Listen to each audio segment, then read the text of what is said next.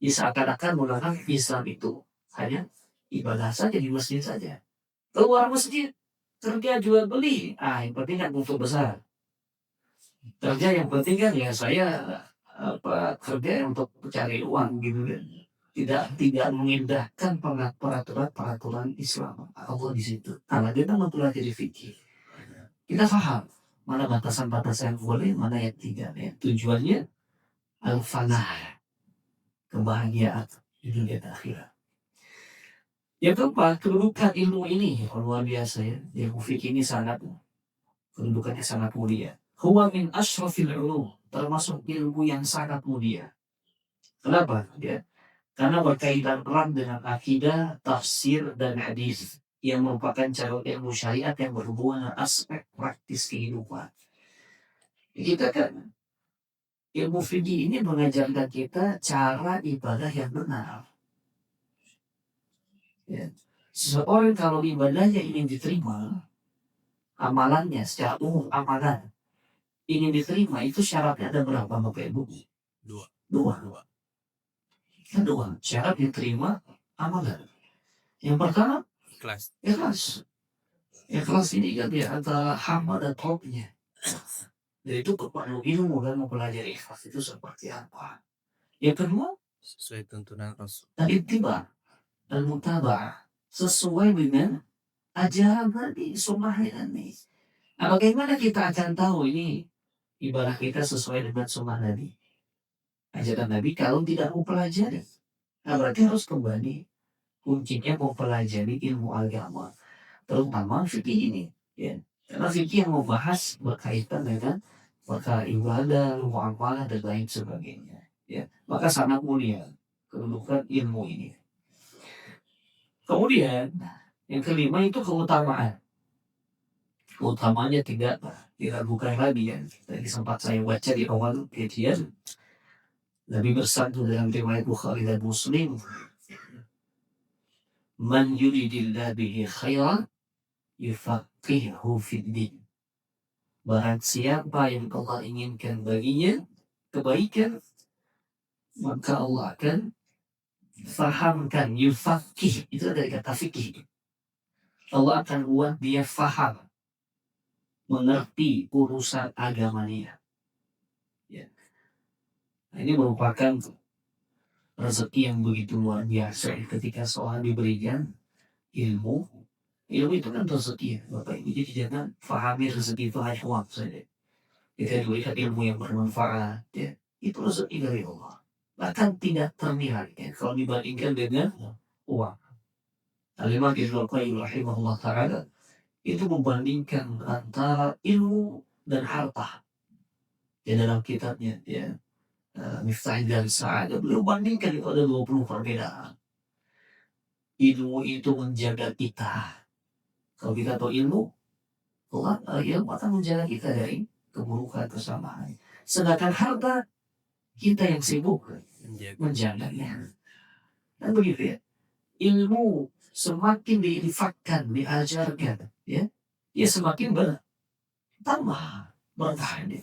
Tapi harta semakin dibelanjakan, semakin berkurang. Itulah keutamaan ilmu. Ya. Ini luar biasa. Ilmu itu warisannya para nabi. Warasatul anbiya, ulama, waris para nabi. Para nabi tidak meninggalkan harta, dinar dan dirham, tapi mewariskan ilmu. Kata Nabi, man asadahu asada bihadrin wa fi'il. Dan siapa yang mengambil ilmu tersebut, maka sungguh dia sedang mendapatkan bagian yang besar. Ya. Dan salah satu ilmu itu ilmu fikih. Ya. Jadi kedudukannya luar biasa begitu tinggi ya dengan para ulama. Yang keberapa sekarang itu? Keenam ya. Peletak dasarnya siapa? Ilmu ini. Ya tentunya Allah Subhanahu wa Ta'ala dan Rasulullah ya. Allah yang menetapkan hukum ya. Dan Rasulullah juga yang menjelaskannya. Namun yang merumuskan kodifikasi ilmu fikih. Ya. Karena di zaman Nabi sudah ada belum? Sebagai ilmu belum. Tapi konten yang muat tadi sudah ada. Para sahabat sudah paham ilmu usul fikih, cara mengolah dalil sudah tahu. fikihnya sudah ada di kepala mereka. Tapi sebagai sebuah disiplin ilmu yang memiliki dasar, memiliki kaidah, itu kan baru disusun oleh ulama para imam mazhab. Dimulai dengan Imam siapa? Yang pertama, Abu Hanifah. Ya, wafat tahun 150 Hijriah. Wafatnya Abu Hanifah itulah tahun lahirnya Imam Syafi'i. Ya, Imam Syafi'i lahir tahun 100, wafat tahun 204. Jadi Imam Syafi'i bertemu atau tidak dengan Abu Hanifah? Tidak bertemu. Tapi dengan imam lain ketemu. Bahkan Imam Syafi'i sempat hijrah ke Madinah, belajar ilmu hadis, kitab Muwatta dari Imam Malik. Bertemu juga dengan murid-muridnya Abu Hanifah. Makanya tuh inilah keistimewaan yang dimiliki oleh Imam Syafi'i yang tidak dimiliki imam-imam yang lain. Beliau itu bertemu dengan murid-muridnya Imam Abu Hanifah yang terkenal dengan ilmu mantik logikanya. Ya. Dan kalau mazhab Abu Hanifah itu banyak mengedepankan kias, logika. Bertemu juga dengan Imam Malik yang lebih banyak tekstual dengan hadis Nabi, kan pembenaran hadisnya lebih banyak. Kan terjadi perseteruan ya kalau kita baca sejarah fikih. Ada dua kubu. Fikihnya ahlul ra'i. Ahlul ra'i itu ahli logika. Ya, Abu Hanifah tokohnya dan muridnya Abu Yusuf ya, Muhammad bin Hasan Asy-Syaibani. Dengan kubu yang kedua, ini Imam Malik dan murid-muridnya yang dikenal dengan ahlul hadis. Ini kan sering terjadi perdebatan. Datang Imam Syafi'i dengan ya keilmuan dan keutamaan dari Allah, berhasil menyatukan dua mazhab ini. Jadi digabungkan antara kecerdasan logika yang dimiliki oleh Imam Abu Hanifah dan murid-muridnya, dipadukan dengan kekayaan ilmu hadis Imam Malik. Itulah yang dilakukan dalam mazhab Syafi'i. Ya. Kemudian datang Imam Ahmad. Imam Ahmad luar biasa dalam menguasai ilmu hadis, menelaah, memilih mana hadis yang lemah, mana hadis yang dhaif dengan fikih juga. Bahkan Imam Syafi'i pun sempat berguru ke Imam Ahmad. Imam Ahmad berguru ke Imam Syafi'i. Hubungan antara imam mazhab ini luar biasa, saling memberikan fadilah. Tapi seringkali yang berseteru adalah murid-muridnya gitu ya. Pengikut-pengikutnya terkadang yang tidak memahami ya. Jadi perseteruan masalah kunut, masalah itu ya, itu bagi orang yang belum mempelajari. Tapi kalau sudah mempelajari, mereka akan paham, oh ini cara berdalilnya begini, oh ini landasan dalilnya begini.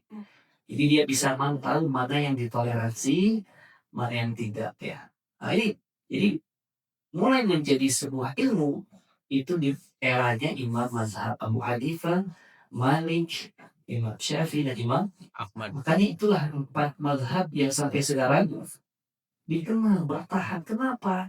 Karena mereka memiliki kaidah-kaidah mazhab yang jelas. Lengkap kajiannya dari bab qaharah sampai babul jinayah. Walaupun ulama lain juga banyak yang terkenal sebelum Imam Abu Hanifah banyak. Imam Laits bin Sa'ad, ya. Kemudian Imam Hasan al-Basri itu kan faqihan yang luar biasa. Hanya saja kan mazhab mereka tidak sampai kepada kita karena belum utuh dan murid-muridnya tidak menulis. Kenapa para mazhab itu sampai kepada kita secara ilmunya? Para murid yang begitu besar yang mencatat perkataan imam, dibukukan, diwariskan, diajarkan lagi, itu sehingga sampai kepada kita ilmunya. Nah itulah. Jadi begitu sejarahnya panjang ya tentang fikih ya. Tapi secara umum peletak yang merumuskan disiplin ilmu ini adalah para imam mazhab yang 4. Kemudian nama ilmu ini ya ilmu fikih ya. Terus sebagian mengatakan ada juga ilmu halal wal haram. Ilmu yang berkaitan halal dan haram. Ada yang mengatakan juga ilmu fiqhul akbar, dan fiqh asghar, maaf ya. Ya, tapi yang paling terkenal ilmu fiqh. Ya. Sumbernya apa? Nah, sumbernya tadi kita katakan Al-Quran, Sunnah, Ijma, dan Qiyas. Ini yang disepakati 4 sumber ini. Yang 5 sampai 10-nya ini jadi perselisihan. Ada istishad, ada istihsan, ada qaul man syara' ma qabla. Nah, itu semua dibahas di ilmu usul fikih. Hukum pelajarnya apa? Ayi. Tapi dalam perkara yang wajib diketahui setiap muslim. Jadi tidak wajib orang semua mempelajari satu buku fikih, tidak. Tapi dia pilih perkara-perkara yang memang wajib dia ketahui, seperti apa? Sholat, setiap hari Quran sholat. Wajib fardu ain. Ya.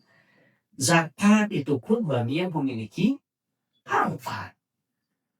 Ya. Yang nggak punya harta nggak ada kewajiban zakat. Saum jelas puasa. Ya. Haji bagi yang mampu. Ya. Jadi tidak semua. Ya. Perkara jinayat misalnya, kriminal, tindak pidana. Nah, itu kan bagi pelaku yang melakukannya saja atau seorang hakim. Kalau dia bukan hakim, dia tidak melakukan pelanggaran apapun, ya tidak ada kewajiban sebetulnya. Jadi itu hanya sekedar fardu kifayah. Fardu kifayah ini apa artinya? Kewajiban yang gugur kalau sudah diamalkan atau dilakukan sebagian orang. Jadi tetap setiap daerah, kalau ya suatu negeri itu harus ada yang ahli fikihnya. Kalau tidak ada, maka semua berkewajiban. Nggak ada yang melakukan, maka semua berdosa. Itu namanya fardu kifayah. Ya, seperti sholat jenazah. Kalau nggak ada yang menyolatkan, satupun yang muslim misalnya, meninggal. Nggak ada yang mau ngurus misalnya. Maka semua kena dosanya. Tapi kalau sebagian sudah mengurus, ya sudah gugur kewajibannya dari yang lain. Nah, itu namanya fardu kifayah. Yang terakhir, pokok bahasannya apa? Ya, yang dibahas adalah hukum-hukum syariat amaliyah. Nah, ini kembali ke tema besar. Kalau pokok bahasan ini, apa tema besarnya? Tema besar itu ada 4. Nah, ini 4 tema besar dalam kajian fikih. Jadi kalau kita totalkan ilmu fikih ini membahas tentang apa sih? Secara umum, secara umum itu membahas tentang ini 4 tema besar. Yang pertama tentang ibadah. Ibadah kan tuh penjabarannya banyak tuh ya. Dari toharoh, ya, kemudian sholat, zakat, saum, haji, jihad, dan lain sebagainya, banyak. Kemudian muamalah. Kalau ibadah ini kan interaksi seorang hamba dengan Allah. Kalau muamalah, interaksi seorang hamba dengan sesama manusia, ya. Jual beli, ya, wakaf, sedekah, dan sebagainya.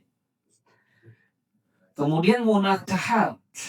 Munakahat ini berkaitan dengan pernikahan, talak, rujuk, ya, dan lain semacamnya. Munakahat ini. Kemudian terakhir jinayat dan siasah. Hukum pidana. Ya. Jadi Islam sudah lengkap sekali. Ya. Sebelum ada KUHP, ya, Islam sudah punya ini.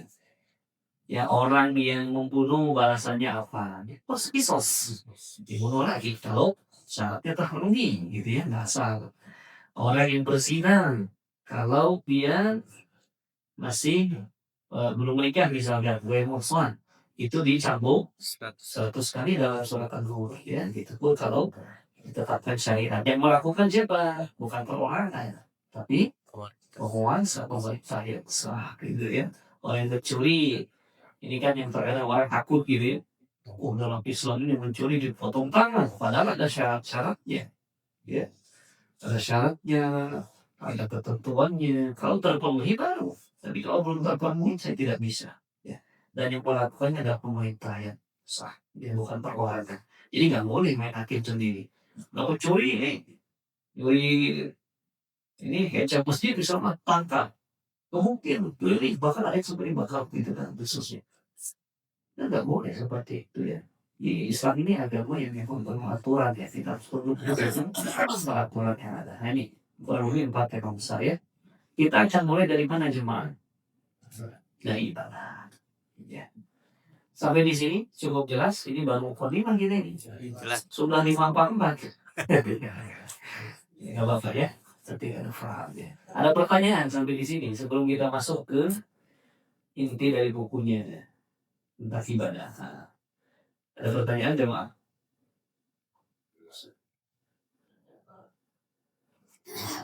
Kita lanjut ya. Baik. Kitab Fikih Muyasar ini merupakan hasil tulisan dari gabungan para ulama. Ya, ulama-ulama terpilih dari mana? Dari Saudi Arabia. Ya. Kumpulan ulama besar di Saudi berkumpul mulai menulis sebuah kitab fikih ini yang mudah untuk dibaca dan diamalkan. Karena kalau kita fikih mazhab itu kan luar biasa berjilid-jilid ya. Tapi ini fikih yang praktis ya.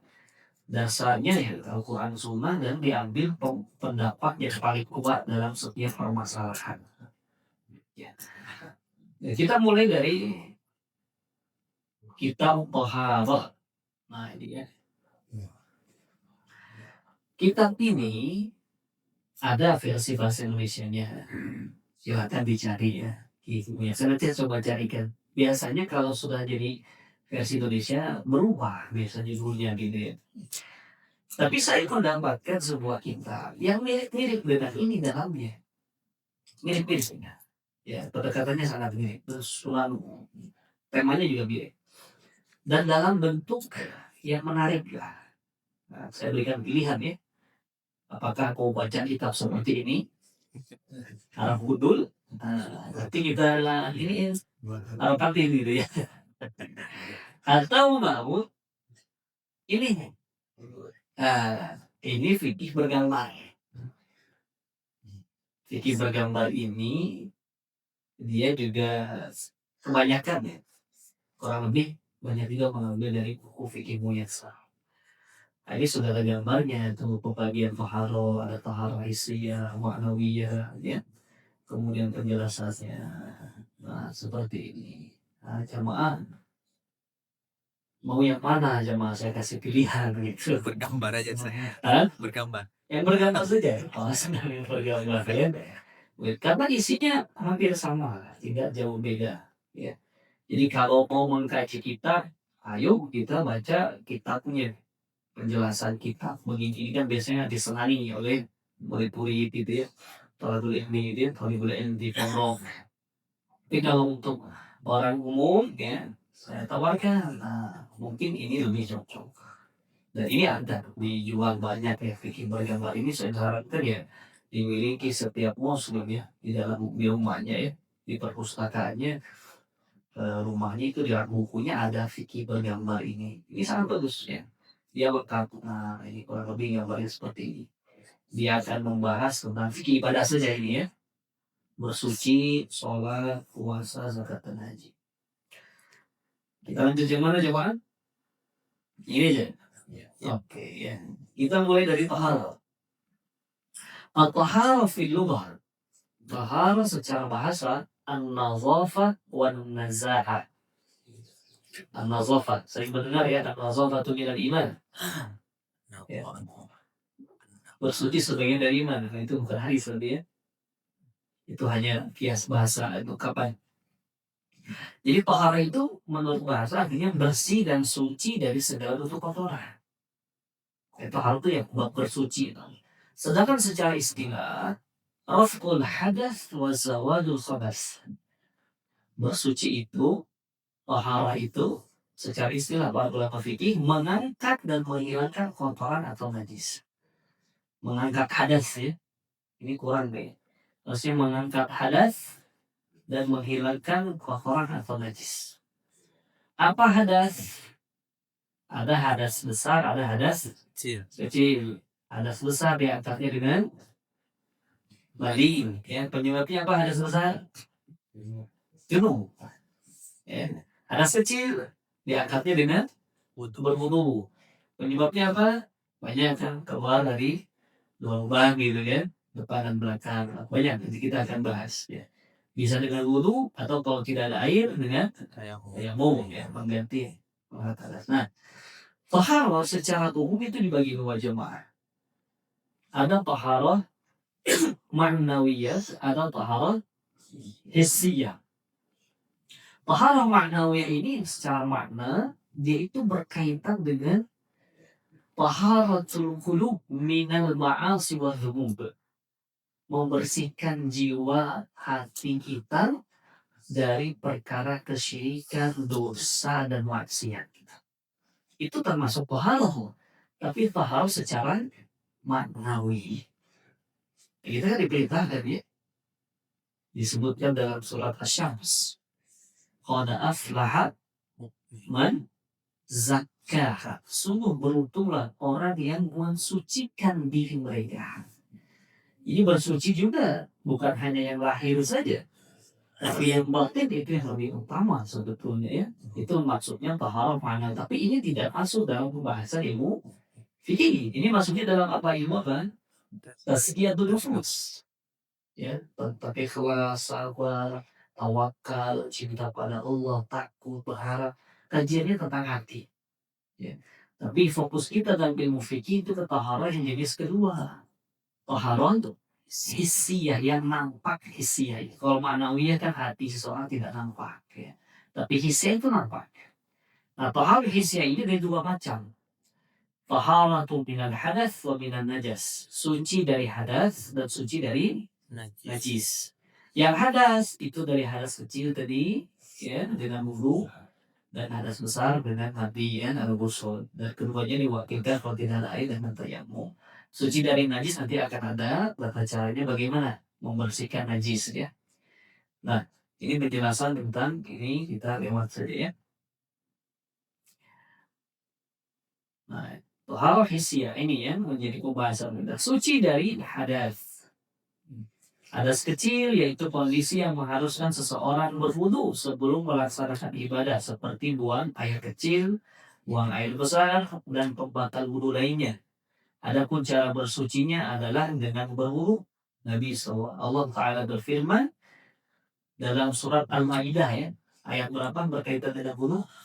Ayat 6. Ya ayyuhalladzina amanu idza kuntum ila shalat faghsilu wujuhakum wa aydiyakum ila marafiq. Wahai orang beriman, jika kalian hendak sholat, maka hendaklah kalian masuk muka kalian, kedua tangan kalian sampai sikut, mengusap kepala kalian, dan mencuci kedua kaki sampai mata kaki. Itulah